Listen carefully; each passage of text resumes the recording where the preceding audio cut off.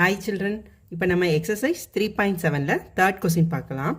One number is 7 times another. அதாவது ஒரு number வந்து இன்னொரு நம்பர் மாதிரி 7 times இருக்கு. If their difference is 18, find the numbers. ஓகேவா? இப்போ நம்ம கண்டுபிடிக்கலாமா? ஸோ நம்மளுக்கு என்ன கொடுத்துருக்காங்க? One number is 7 times another. அப்போ நம்ம another நம்பர் தெரியாது. ஸோ அப்போ another நம்பர் தெரியாத நம்பர் என்னன்னு வச்சுக்கலாம்? நம்ம x அப்படின்னு வச்சுக்கலாம். So let the another number be x.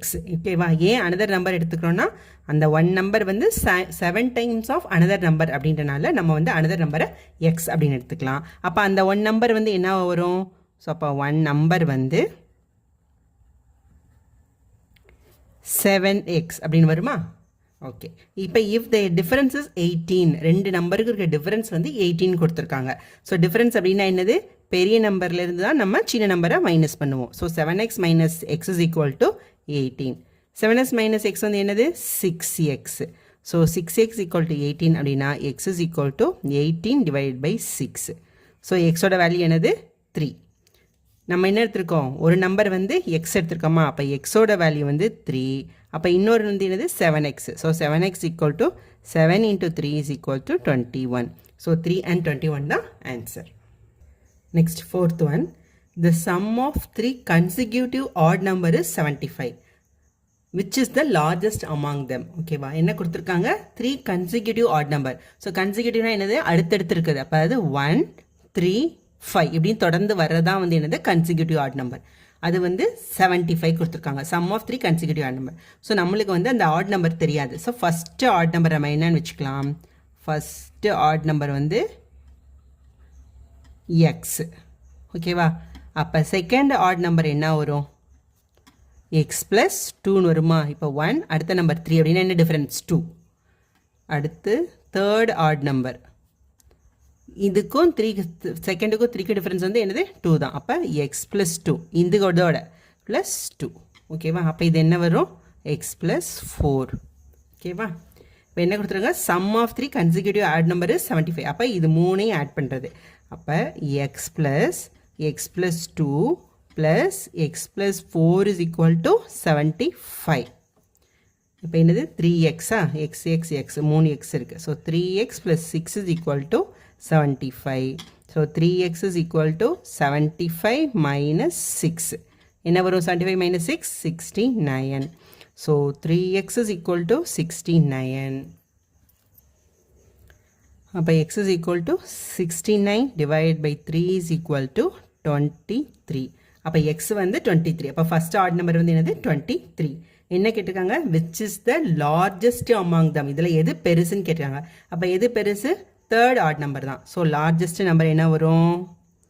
So largest number வந்து x plus 4 is equal to, so 23 plus 4 is equal to 27. So இதுதான் largest number.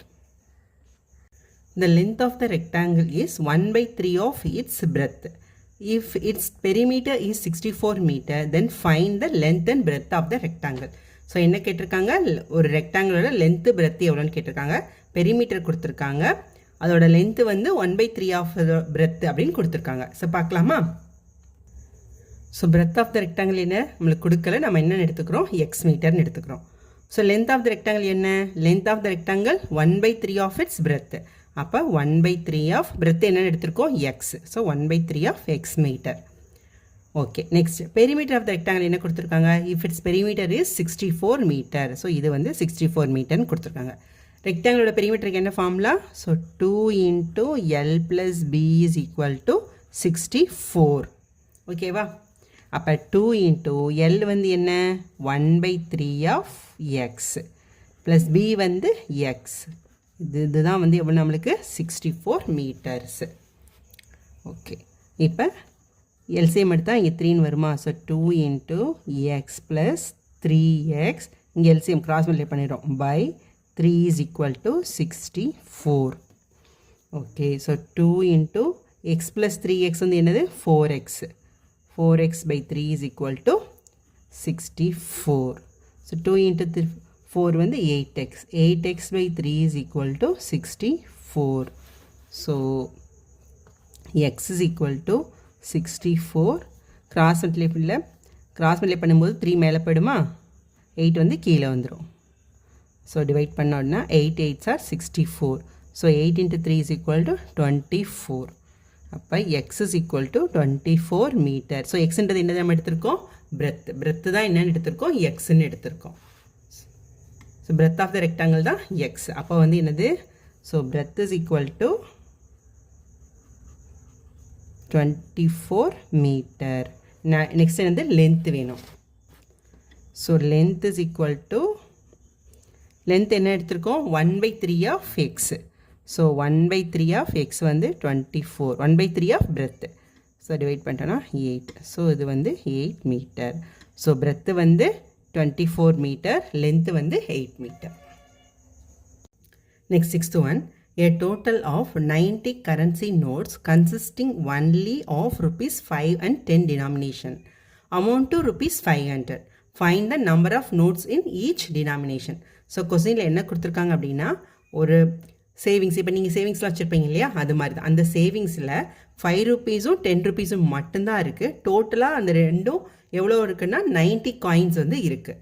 அதோட வேல்யூ ஒன்று இருக்குது 500. ஸோ இப்போ அப்பப்போ நீங்கள்லாம் உங்கள் சேவிங்ஸ் எடுத்து செக் பண்ணி பார்ப்பீங்க இல்லையா, எத்தனை 5 ரூபீஸ் நோட் இருக்குது, எவ்வளோ 10 ரூபீஸ் நோட் இருக்குது, எவ்வளோ அமௌண்ட் இருக்குது அப்படின்னு சொல்லி. ஸோ அது மாதிரி தான் இப்போ என்ன சொல்லியிருக்காங்க, find the number of notes தான் கேட்டிருக்காங்க. 5 ரூபீஸ் நோட் எத்தனை இருக்குது, 10 ரூபீஸ் நோட் எத்தனை இருக்குது அப்படின்னு கேட்டிருக்காங்க. இப்போ பார்க்கலாமா, ஓகே. ஸோ இப்போ நம்மளுக்கு வந்து இப்போ நம்பர் ஆஃப் 5 ரூபீஸ் காயின் எத்தனை இருக்குது நம்மளுக்கு தெரியாது. ஸோ அதை நம்ம எக்ஸ்ன்னு வச்சுக்கலாம். So number of 5 rupees note வந்து x. So number of 10 rupees note என்ன, டோட்டலாக எவ்வளோ நோட்ஸ் இருக்குது, 90 கரன்சி இருக்குது.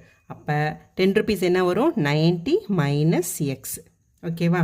ஸோ ஃபஸ்ட்டு அந்த லைன் எழுதிட்டா உங்களுக்கு இன்னும் ஈஸியாக இருக்கும். So total number of currency வந்து ஈக்குவல் டு 90. 5 ரூபீஸ் வந்து அதில் அந்த 90ல் 5 ரூபீஸ் எக்ஸ்ன்னு எடுத்துட்டோம் அப்படின்னா 10 ரூபீஸ் வந்து என்னது, 90 மைனஸ் எக்ஸ். ஓகேவா. இப்போ டோட்டல் வேல்யூ என்ன கொடுத்துருக்காங்க, 500. அதாவது இந்த எக்ஸ் நம்பர் ஆஃப் 5 ரூபீஸையும் இந்த 90 minus x number of 10 rupees காயினையும் ஆட் பண்ணோம் அப்படின்னா நம்மளுக்கு எவ்வளோ அமௌண்ட் இருக்குது, 500 ரூபீஸ்க்கு வந்து இருக்குது. ஓகே. ஸோ இப்போ பண்ணலாமா. ஸோ 5x இது 10 மல்டிப்ளை பண்ணும்போது 900 மைனஸ் 10x ஈக்குவல் டு 500. ஓகேவா. 5x மைனஸ் 10x என்ன வரும், minus 5x plus 900 is equal to 500. இப்போ மைனஸ் 5x ஈக்குவல் டு 900 அங்கிட்டு போச்சுன்னா என்ன வரும், மைனஸ் 900 ஆயிடுமா. So 500 minus 900. ஓகேவா. So minus 5x is equal to minus 400. 500 minus 900 minus 400. So x is equal to minus 400 divided by minus 5. Minus 5 வந்து கீழே போகும்போது என்ன ஆகிடும், டிவிஷனில் போயிடும். மேலே இங்கே மல்டிப்ளிகேஷனில் இருக்கிறது, கீழே போகும்போது டிவிஷனில் ஆகிடும். ஸோ இந்த மைனஸ் மைனஸ் டிவைட் ஆகிடுமா.